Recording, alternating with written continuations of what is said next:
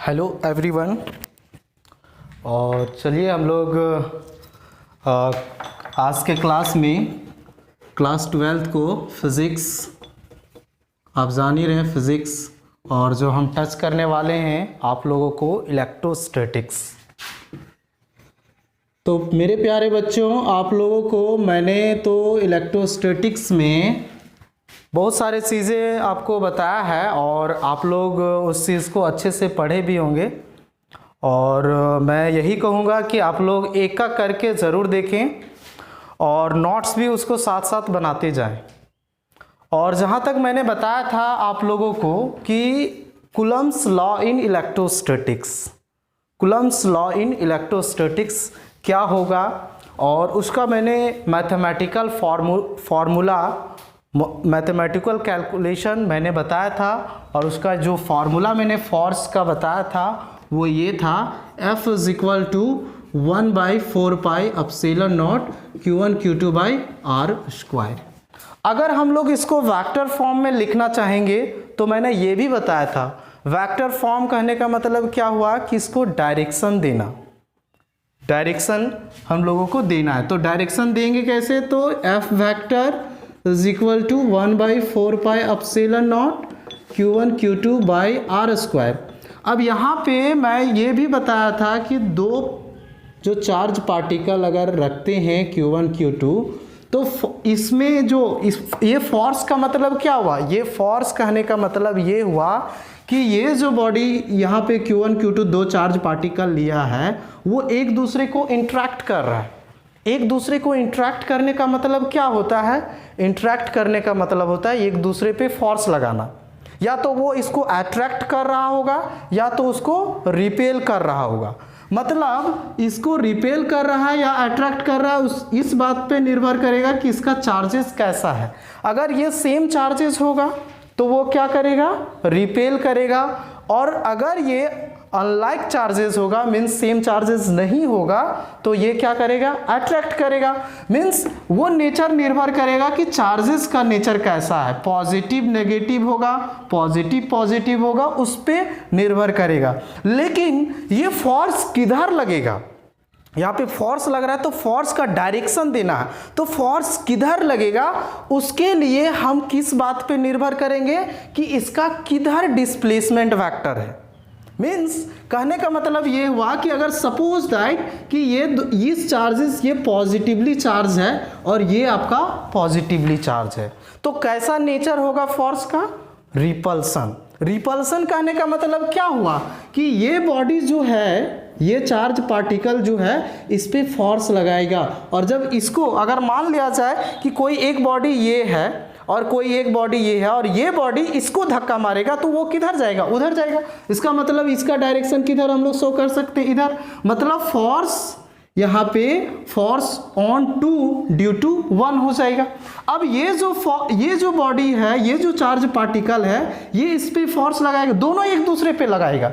Means इस पे लगाएगा तो ये इधर लगाएगा, ये अगर ये चार्ज पार्टिकल इसको धक्का मारेगा तो किधर जाएगा, इधर जाएगा। मीन्स ये हो जाएगा फोर्स ऑन 1 ड्यू टू 2। अब यहाँ पे क्या होगा, अब देखिए यहाँ पे इस बात को देखिए कि फोर्स ऑन 1 ड्यू टू 2, इसका मतलब क्या हुआ कि ये वाला पार्टिकल जो है इसको धक्का मार रहा है।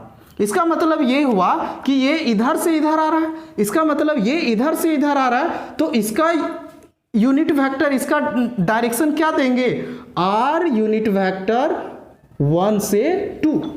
इसका डायरेक्शन क्या देंगे, 1 से 2। और इसके लिए अगर ये देना चाहेंगे तो इसके लिए क्या देंगे, आर यूनिट वेक्टर 1 से 2। अब यूनिट वेक्टर क्यों लेते हैं, कोई भी चीज को यूनिट वेक्टर जो हम लोग यूज करते हैं वो यहाँ पे फोर्स 1 से 2, अगर हम लोग यहाँ पे यूनिट वेक्टर जो यूज करते हैं, यूनिट वेक्टर क्यों यूज करते हैं, यूनिट वेक्टर बेसिकली यूज करते हैं डायरेक्शन को दिखाने के लिए, डायरेक्शन को रिप्रेजेंट करने के लिए। तो यहाँ पे सिंपल, यहाँ पे अभी ये नहीं कंफर्म करना है कि कौन किधर है, सिर्फ जनरलाइज फार्मूला हम लिखना चाहते हैं। तो अगर ये R unit vector R square का यहाँ पे दिए हुए, तो ये आर का यहाँ पे यूनिट वेक्टर लगा देंगे, क्योंकि ये बताएगा आर यूनिट वेक्टर डायरेक्शन। अब यहाँ पे डिसीजन करेंगे, आगे हम लोग एक और फॉर्म पढ़ेंगे वेक्टर फॉर्म, इसको हम अलग से सेपरेट क्लासेस देंगे इस पे लेक्चर, वेक्टर फॉर्म। तो उसमें हम ये बात समझाएंगे कि किस प्रकार से होगा। तो हम लोग इसको, ये बात आपको समझ में आया होगा कि हम कैसे लिखेंगे, मतलब हम लोग आर यूनिट वेक्टर क्यों देंगे। आर यूनिट वेक्टर देने का रीज़न यही है ताकि इसको हम लोग डायरेक्शन दिखा सकें। तो ये हुआ वेक्टर फॉर्म। अब हम लोग यहाँ पे, मैंने आपको लास्ट क्लासेस में जो काम दिया था वो ये काम दिया था कि आप बनाइए एप्सिलॉन नॉट का यूनिट क्या होगा। एक बात और मैं इसमें थोड़ा सा और एक डिस्क्राइब कर लेता हूँ, इसमें एक चीज़ और बता देता हूँ कि यहाँ पे f इज इक्वल टू 1/4 का epsilon naught Q1 Q2 by R square होता है। इसका मतलब यहाँ पे ये मैंने नाम दिया था K मीन्स प्रोपोर्शनलिटी कांस्टेंट और उसका वैल्यू 1/4 का एप्सिलॉन नॉट, और इस पूरे का वैल्यू मैंने बताया था 9 × 10⁹ और ये अगर ये होता है, इसका यूनिट भी मैंने लिखने बोला था, K का भी लिखने बोला था, और ये एप्सिलॉन नॉट का। अब दोनों का सेम नहीं होगा, अलग अलग होगा।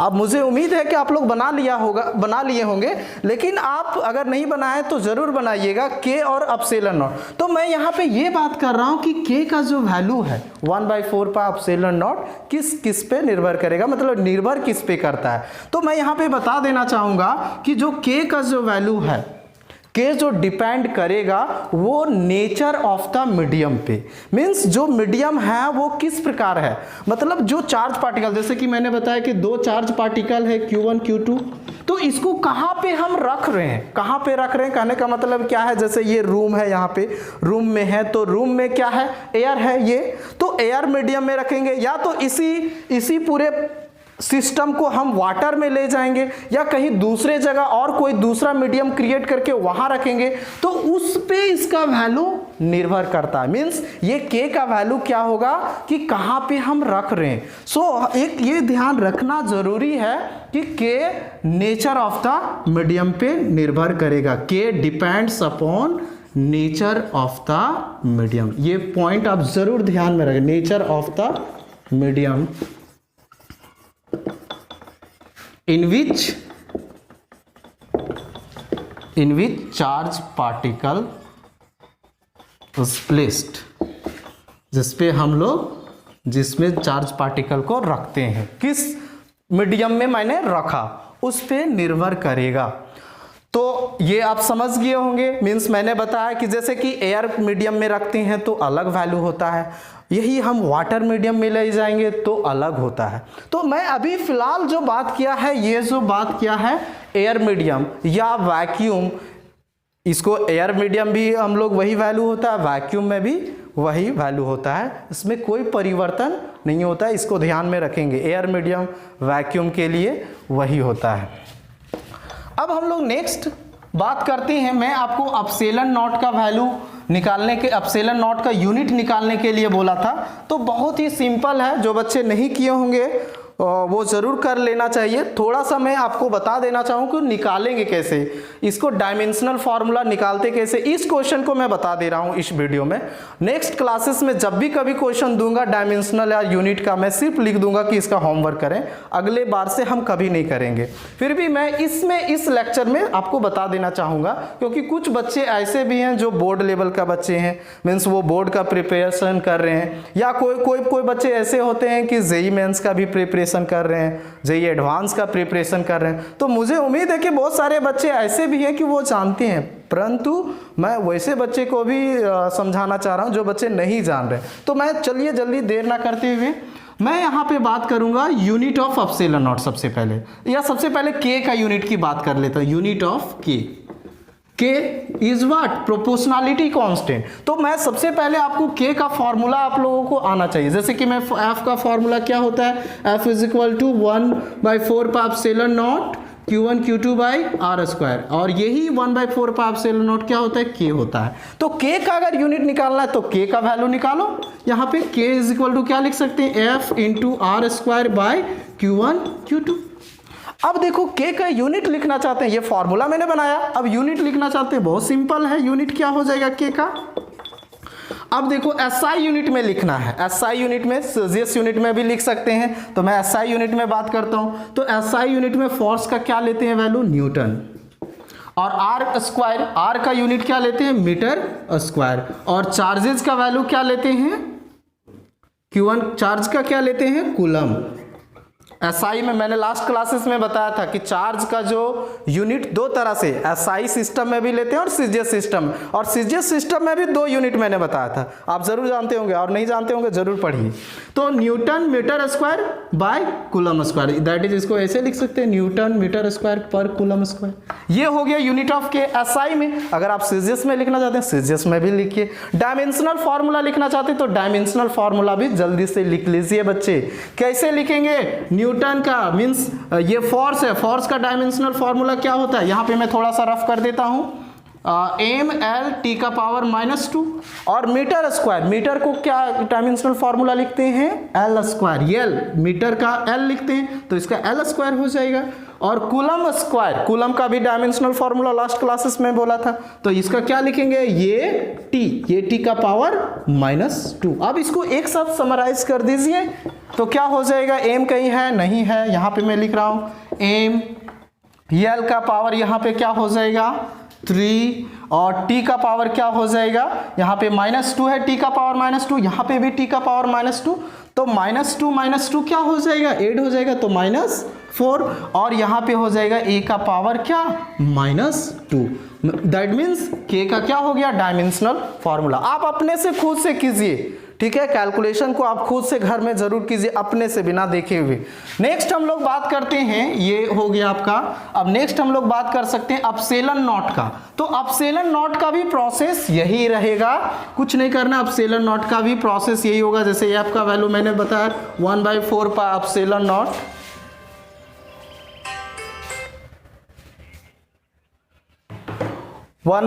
Epsilon naught Q1 Q2 by R square. तो अपसेलन नॉट का अगर यूनिट लिखना चाहते हैं तो यहां पे भी फॉर्मूला हम लोगों को निकालना पड़ेगा। कैसे निकालेंगे, फाइंड कैसे करेंगे, सो देखिए बहुत सिंपल है, ये तो बच्चा वाला मैं बता रहा हूं, 1/4 pi F into Q1 Q2 by R square. बच्चे लोग समझने की कोशिश कीजिए सब कोई, मतलब आप जानते हैं फिर भी मैं बता रहा हूं 1/4 पाई एफ का यहाँ पे 1/4 पाई क्या है, डायमेंशन लेस हो जाएगा, मीन्स इसका कोई यूनिट नहीं होगा 1/4 पाई का, यहाँ पे एफ का होगा, Q1 Q2 का होगा, आर स्क्वायर का होगा। तो यूनिट ऑफ अपसेलन नॉट हम जान लेंगे क्या होगा, क्या होगा पर न्यूटन। पहले हम लोग कूलम का स्क्वायर लिख देते हैं, कूलम स्क्वायर, ये ऊपर जाएगा तो पर मीटर स्क्वायर, और ये ऊपर जाएगा तो पर न्यूटन, मतलब कूलम स्क्वायर पर मीटर स्क्वायर पर न्यूटन, ये आपका हो जाएगा unit of epsilon not. Dimensional formula भी इसी तरह से आप जरूर लिख लीजिए, इसका डायमेंशन फार्मूला अभी मैंने बताया, इसका भी बताया, इसका भी बताया, सेटअप कर लीजिएगा, डायमेंशनल फार्मूला हो जाएगा।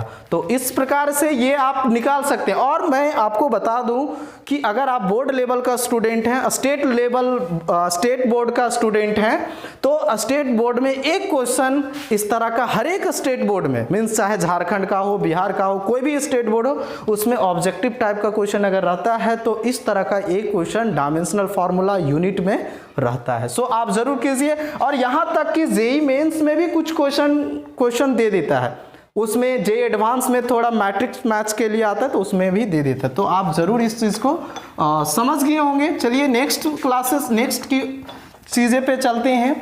अब हम लोग बात करेंगे, जैसे कि मैंने बताया यहाँ पे कि जो F का जो वैल्यू होता है, अब इसी चीज से अभी कूलम्स से ही रिलेटेड है, Coulomb's force, Coulomb's law in electrostatics से ही रिलेटेड है। तो अभी देखिए ये फॉर्मूला मैंने बताया, F is equal to 1/4 pi epsilon naught Q1 Q2 by R square. तो आपको मैंने एक चीज बताया, चार्ज, और चार्ज का यूनिट बताया था कूलम। अब वो कूलम, जैसे हम लोग कोई बोलता है कि 1 कूलम, तो 1 कूलम का वैल्यू कितना हो सकता है, 1 कूलम हम कब कहेंगे, तो यहाँ पे हम इलेक्ट्रोस्टैटिक्स कूलम्स लॉ के बेसिस पे, यहाँ पे फोर्स के बेसिस पे डिफाइन करते हैं। चलिए कैसे डिफाइन करेंगे ये चीज समझने की कोशिश कीजिए। देखिए 1 कूलम कब कहेंगे, 1 कूलम होता क्या है, उसका कब कहते हैं कि 1 कूलम इतना, जैसे कि मैं बात करता हूँ कि ये केजी, तो ये केजी कहने का मतलब आप समझते हैं ना कि ये केजी कितना वैल्यू होगा, कोई भी चीज़ का, जैसे गेहूं की बात करते हैं कि गेहूं 1 kg, तो 1 kg गेहूं कहने का मतलब एक थैला मान लो भर जाता है, तो एक थैला में समझते हैं कि इतना होता है। ठीक उसी प्रकार से 1 कूलम कितना होगा, 1 कूलम हम कितना कहेंगे, मतलब ऐसे करके तो मेजर नहीं कर सकते कि 1 थैला 2 थैला, तो यहाँ पे 1 कूलम कितना होगा वो चीज़ समझने की कोशिश कीजिए। वही चीज़ मैं बताने जा रहा हूँ, बहुत ही इंपॉर्टेंट चीज़ है। तो F is equal to 1/4 Q1 Q2 by R square. अब देखिए यहाँ पे आपको मैं बताता हूँ 1/4, अगर ये SI में है, ध्यान रखिए ये SI सिस्टम में है, तो 1/4 का वैल्यू भी मैंने बताया है 9 × 10⁹ ठीक है। अब यहाँ पे मैं क्या लेता हूँ Q1 Q2, अब Q1 Q2 का वैल्यू एक चीज लेट कर लेता हूँ, यहाँ पे लेट Q1 Q2 को हम क्या कर देते हैं कि Q है, दोनों का चार्ज का वैल्यू सेम है। एक बात ध्यान रखना है कि दोनों का चार्ज का जो वैल्यू है वो सेम है, Q है सेम चार्जेस है और मैग्नीट्यूड भी इसका सेम है। तो अगर ये Q है, मैं ऐसा कहा, तो यहाँ पे अगर Q है, R को मैं क्या कर लेता हूँ 1 मीटर डिस्टेंस में रखता हूँ, मतलब दो चार्ज का जो डिस्टेंस है वो कितना है 1 मीटर, सपोज दैट। तो so R is equal to मैंने बोला 1 मीटर। अब देखिए R is equal to 1 metre हो जाएगा। अब 1/4 का वैल्यू आप कितना जानते हैं, 9 × 10⁻, दैट इज K का वैल्यू कितना होता है 9 × 10⁹। सो F इज इक्वल टू कितना आएगा बताइए, आप जान रहे हैं F इज इक्वल टू कितना होगा, ये 9 × 10⁹ और Q1 Q2 by R square. Q1 का वैल्यू हो गया यहाँ पे एक चीज और मैं थोड़ा सा 1 कूलम, इसको 1 कूलम को डिफाइन करना चाह रहे हैं ना, तो 1 मान लेते हैं यहाँ पे 1। Q1 Q2 का वैल्यू जो होगा 1, that is 1 coulomb, that is यहाँ पे Q दोनों सेम है, मीन्स यहाँ पे 1 हम लोग ले लेते हैं। तो यहाँ पे अगर हम लोग लेते हैं या सॉरी इसको ऐसा ही रहने देते हैं, कोई दिक्कत नहीं, Q1 Q2 सेम मान लेते हैं। अब यहाँ पे मैं एक चीज और कि फोर्स का वैल्यू हम ले लेते हैं 9 × 10⁹ न्यूटन।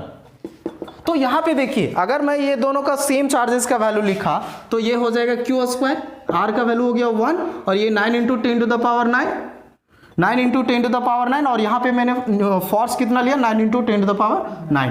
तो यहाँ पे देखिए Q1 Q स्क्वायर ये हो जाएगा, अगर इसको कैलकुलेशन करेंगे इक्वेशन इसको 1 मान लेते हैं, तो इस इक्वेशन से Q स्क्वायर का वैल्यू कितना आएगा, कितना आएगा बोलिए, यहाँ पे 1/9 × 10⁹, 9 × कट जाएगा तो यहाँ पे बचेगा 1, दैट मीन्स ये Q स्क्वायर का वैल्यू हो जाएगा 1। अब Q स्क्वायर का वैल्यू 1 हो जाएगा तो Q इज इक्वल टू ±1, इसको यूनिट आप जान रहे हैं 1 कूलम इसको लेते हैं तो 1 कूलम ही शो करना होगा। अब देखो इसका क्या मतलब हुआ, ये बताने का क्या मतलब हुआ, ये बताने का मतलब हुआ कि अगर 1 कूलम होगा तो 1 कूलम कब होगा, जब फोर्स का जो वैल्यू है, जब फोर्स अगर कोई दो चार्ज बॉडी, इसका मतलब आप समझने की कोशिश कीजिए कि इसका क्या मतलब है। इसका मतलब हुआ कि अगर Q1 यहां मानते हैं, यहाँ पे Q2 है और Q1 और Q2 अगर दोनों सेम चार्जेस है, Q1 Q2 दोनों सेम चार्जेस है और उसका जो फोर्स का वैल्यू एक दूसरे पे जो लगा रहा है 9 × 10⁹ न्यूटन, वो चार्जेस एक दूसरे पर कितना फोर्स लगाएगा 9 × 10⁹ न्यूटन, तो उस समय जो चार्ज होगा वो कितना होगा 1 कूलम। कहने का मतलब क्या हुआ, फिर से समझिएगा कि 1 कूलम कब कहेंगे, जब दोनों का चार्ज का मीन्स Q1 Q2 मान रहे हैं तो 9 × 10⁹ न्यूटन अगर फोर्स यहाँ पे एक दूसरे पे लगा रहा है तो ये दोनों चार्जेस अगर सेम है तो ये दोनों चार्जेस का वैल्यू कितना होना चाहिए 1 कूलम। तो 1 कूलम कितना हो गया कि 9 × 10⁹ न्यूटन लगा रहा होगा 1 मीटर के डिस्टेंस पे, 1 मीटर के डिस्टेंस पे 9 × 10⁹ फोर्स, 9 × 10⁹ न्यूटन फोर्स एक दूसरे पे लगा रहा होगा, तो हम वहां पे चार्ज का वैल्यू जो होगा वो 1 कूलम कहेंगे। सो आप इसको जरूर नोट कर लीजिए, आप नोट कर लिए होंगे तो हम लोग इसको डिफाइन भी कर सकते हैं कि 1 कूलम क्या होगा।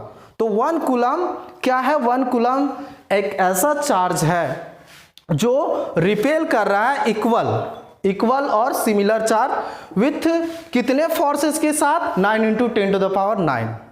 1 coulomb is that charges which repel equal charges with equal charges and force apply 9 × 10⁹ newton. So जो चार्जेस होगा वो 1 कूलम होगा। सो आप समझ गए होंगे 1 कूलम। नेक्स्ट हम लोग चलते हैं कि ये 1 कूलम हुआ। अब हम लोग इसको मैंने बताया कि 1 कूलम क्या होगा, इस चीज़ को आप समझ गए होंगे, unit of charge. Next topic पे हम लोग चलते हैं। अब मैं यहाँ पे बात करता हूँ कि जैसे कि आपको मैंने बताया कि SI सिस्टम में मीन्स या तो वैक्यूम में जो फोर्स का वैल्यू होता है, मैंने बताया ये वैक्यूम की बात क्या हो, F इज इक्वल टू, अब इसको मैं इरेज कर रहा हूँ, F is equal to 1/4 pi epsilon naught Q1 Q2 by R square. ये मैंने बताया कि ये वैक्यूम में होगा, एयर मीडियम में होगा। अब इसी चीज को अगर हम लोग वाटर मीडियम में रख देते हैं, इसी चीज को कहाँ पे रखेंगे, वाटर मीडियम में, मीन्स अभी एयर मीडियम में रखा तो इसका वैल्यू ये आता है मान लिया जाए, तो इसी को अगर हम लोग वाटर मीडियम में रखेंगे तो वैल्यू कितना होगा। तो वाटर मीडियम के लिए हम लोग को यहाँ पे पढ़ना पड़ेगा रिलेटिव परमिटिविटी। क्या पढ़ना पड़ेगा, रिलेटिव परमिटिविटी, जिसको हम लोग डाइलेक्ट्रिक कांस्टेंट कहते हैं। क्या कहते हैं, डाइलेक्ट्रिक कांस्टेंट। सो हम लोग टॉपिक दे देते हैं रिलेटिव परमिटिविटी, रिलेटिव परमिटिविटी, इसी को हम लोग नाम देते हैं डाइलेक्ट्रिक कांस्टेंट, इसी को नाम देते हैं डाइलेक्ट्रिक कांस्टेंट।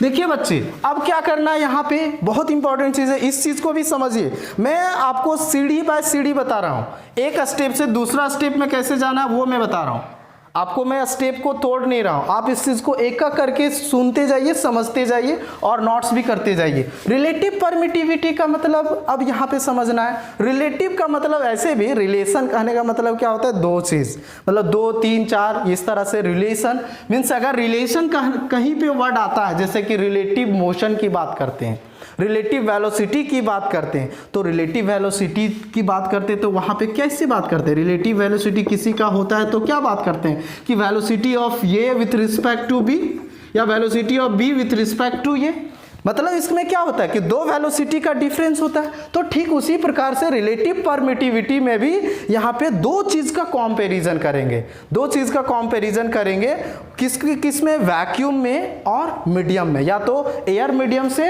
या तो एयर मीडियम लेंगे या तो कोई दूसरा मीडियम वाटर मीडियम लेंगे। तो इस तरह से मैं बात करूंगा यहाँ पे। तो नेक्स्ट जो हम लोग को समझना, जैसे कि आप क्या जानते हैं, अगर मान लिया जाए, अगर हम लोग सपोज दैट कोई दो चार्ज कंसीडर कर लो कि कोई दो चार्ज है Q1 Q2, जब इसको हम लोग एयर मीडियम में रखेंगे, फॉर एयर मीडियम में अगर हम लोग रखते हैं तो इस केस में फॉर्मूला क्या लिखते हैं, F is equal to 1/4 pi epsilon naught Q1 Q2 by R square.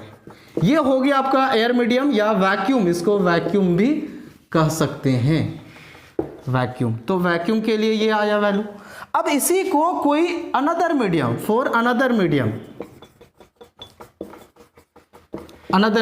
अब इसके लिए कोई खास मीडियम ले लेंगे, जैसे कि वाटर ले सकते हैं।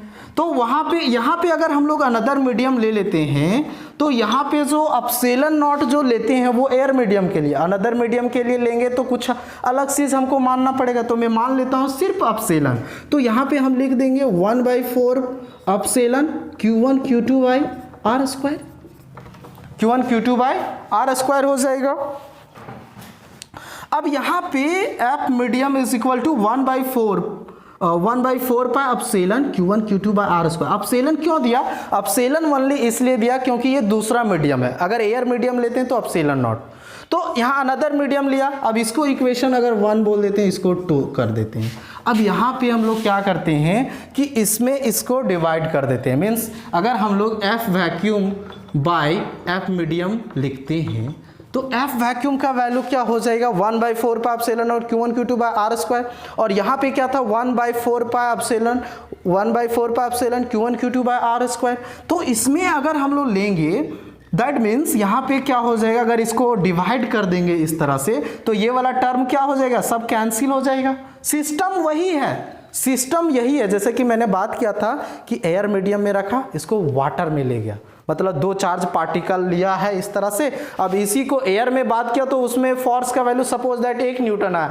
अब उसी को वाटर मीडियम में ले जाएंगे तो वहां पे कितना आएगा, वही सिस्टम को, कोई डिस्टेंस चेंज नहीं करना, सेम टू सेम वही रहेगा, लेकिन चेंज कर देना है। तो क्या होगा, तो उस केस में कैसे कैलकुलेशन करेंगे उस चीज को मैं बता रहा हूं। तो एयर वैक्यूम या एयर मीडियम के लिए ये वैल्यू होता है। तो अगर मीडियम कोई दूसरा मीडियम लिया तो मैंने एप्सिलॉन बोल दिया।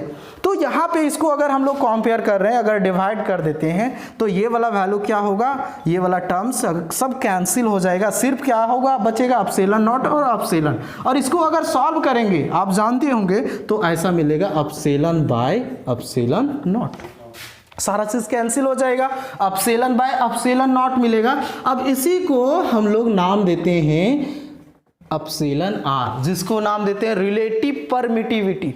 क्या नाम देते हैं, रिलेटिव परमिटिविटी, या इसी को नाम एक और देते हैं के, जिसको कहते हैं डाइलेक्ट्रिक कांस्टेंट। क्या कहते हैं, डाइलेक्ट्रिक कांस्टेंट। दैट मीन्स अगर हम लोग k इज इक्वल टू लिखना चाहेंगे तो क्या लिख सकते हैं, एप्सिलॉन बाय एप्सिलॉन नॉट, या एप्सिलॉन का वैल्यू लिखना चाहेंगे तो क्या लिख सकते हैं, k into epsilon not. Epsilon का मीडियम के लिए, मीडियम का एब्सोल्यूट परमिटिविटी, इसको हम लोग क्या बोलते हैं, एप्सिलॉन नॉट को बोलते हैं absolute permittivity in free space, और एप्सिलॉन को क्या बोलेंगे, absolute permittivity in the medium. ठीक है, तो ये इस मीडियम के लिए एब्सोल्यूट परमिटिविटी क्या आ जाएगा, एप्सिलॉन इज इक्वल टू के इंटू एप्सिलॉन नॉट। समझ रहे होंगे, तो k इंटू एप्सिलॉन नॉट हो जाएगा, या तो इसको अभी थोड़ा सा मैं मिटा देता हूं, k is equal to epsilon by epsilon naught हो गया, या तो हम लोग इसको एप्सिलॉन आर भी कह सकते हैं, या तो k इज इक्वल टू हम लोग लिख सकते हैं F vacuum by F medium. अब बच्चे यहां पे देखो, अगर यहां से ये हमको k इज इक्वल टू, अगर ये एफ मीडियम का वैल्यू अगर हम निकालने बोलेंगे तो हम लोग लिख सकते हैं एफ वैक्यूम बाय k। क्या लिखेंगे, एफ वैक्यूम बाय k, मतलब एफ मीडियम का, एफ मीडियम कहने का मतलब क्या होगा, force in medium, force in medium, electrostatics force in medium, और electrostatic F vacuum means electrostatics in vacuum, और बाय के मतलब ये के बता रहा है क्या, डाइलेक्ट्रिक कांस्टेंट, इसी को डाइलेक्ट्रिक कांस्टेंट कहते हैं या रिलेटिव परमिटिविटी कहते हैं। तो अगर इसका वैल्यू अगर क्वेश्चन में दिया हो तो एफ मीडियम के लिए निकाल लेंगे। तो बहुत जगह पे यहां पे देखिए, अब क्या हो गया, अगर मान लिया जाए जैसे कि हम सपोज दैट, एक छोटी सी एग्जांपल हम ले रहा हूं, एक छोटा सा एग्जांपल, थोड़ा सा मैं इधर इरेज कर दे रहा हूं, छोटा सा एग्जांपल से आप समझिए। अगर मान लिया जाए सपोज दैट कि मैं बोलता हूं कि जब हम लोग एयर मीडियम में लेते हैं तो उस समय एयर मीडियम में बात किया तो उस समय जो इलेक्ट्रोस्टैटिक्स फोर्स आया वो आपका आया 2 न्यूटन। ध्यान दीजिएगा बच्चे, अगर इलेक्ट्रोस्टैटिक्स फोर्स एयर मीडियम में बात किया तो उस समय आया, मान लेते हैं, मैं मान रहा हूं, आया नहीं है, मान ले रहा हूं कि 2 न्यूटन आया, किसके लिए, एफ वैक्यूम के लिए या एयर मीडियम के लिए।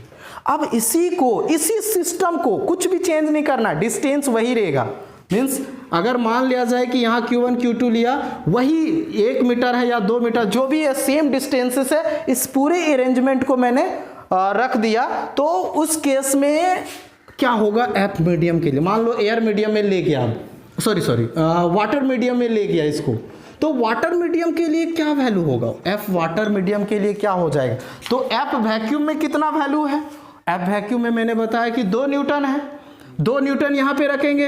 अब यहाँ पे पता करना पड़ेगा कि जब हम लोग वाटर मीडियम में ले जाएंगे उस सिस्टम को एयर मीडियम से, तो वाटर मीडियम का डाइलेक्ट्रिक कांस्टेंट क्या होगा। तो ये कैलकुलेटेड वैल्यू है एक्सपेरिमेंटली, वो आपके क्वेश्चन में ही दिया रहेगा बनाने के लिए, अगर आता है क्वेश्चन इस तरह का, तो अगर वो वैल्यू दिया रहेगा तो यहाँ पे सपोज दैट k ही दिया हुआ है तो 2/k हो जाएगा। तो 2/k कहने का मतलब क्या हुआ कि अगर यहाँ पे कोई टर्म है 2, यहाँ पे मान लिया जाए यहाँ पे 2 था, यहाँ पे k है, तो k का वैल्यू सपोज दैट यहाँ पे मैं मान लेता हूँ k का डाइलेक्ट्रिक कांस्टेंट वाटर का सपोज दैट 80 है, तो क्या हो जाएगा 2/80, 2 क्या हो जाएगा 80, 2/80 कहने का मतलब क्या हो जाएगा, ये वैल्यू क्या हो जाएगा, इस मीडियम से इसका वैल्यू वाटर मीडियम का वैल्यू फोर्स का क्या हो जाएगा, डिक्रीज हो जाएगा, मीन्स यहाँ से डिवाइड कर दी, मैं यही कहना चाह रहा हूँ, मैं ये बताना चाह रहा हूँ कि जब भी कभी एफ मीडियम में ले जाते हैं कोई भी उसी वैल्यू को, उसी सिस्टम को, तो उसका वैल्यू एयर मीडियम से घट जाता है। क्या हो जाता है? घट जाता है। मीन्स आपको समझ में आ गया होगा कि कोई भी अगर एयर मीडियम में उस सिस्टम को रखेंगे, उसको वाटर मीडियम में ले जाएंगे, कोई दूसरे अनदर मीडियम में ले जाएंगे, तो उस केस में वैल्यू क्या हो जा रहा है? घट जा रहा है। तो इस फॉर्मूला को आप जरूर दिमाग में रखें, ये बहुत ही इंपॉर्टेंट फॉर्मूला है एफ मीडियम के लिए। इस पे हम बहुत सारा क्वेश्चन आपको अवेलेबल करवाएंगे और देंगे भी पढ़ाते पढ़ाते। अभी मैं सारा स्टेट पूरा कंसेप्ट में आपको बता रहा हूँ, पूरा अंडरस्टैंडिंग फिजिक्स बता रहा हूँ, उसको अभी सीखिए। उसके बाद जब ये चैप्टर्स पूरा इलेक्ट्रोस्टैटिक्स के बेसिस पे सारा टॉपिक समाप्त हो जाएगा, तो उसमें बहुत सारे क्वेश्चन करने वाला हूँ। तो एफ मीडियम का एफ वैक्यूम बाय के हो जाएगा। आप समझ गए होंगे यहाँ तक बच्चे, और ये आपको मैं टॉपिक कंप्लीट किया, relative permittivity, dielectric constant. Next topic हम लोग पढ़ेंगे वेक्टर फॉर्म। क्या पढ़ेंगे? Vector form. थोड़ा सा इसको भी मैं बता देता हूँ कि वेक्टर फॉर्म क्या होगा। और लगता है ज़्यादा हो रहा है, तो आज इतना ही। ठीक है, धन्यवाद।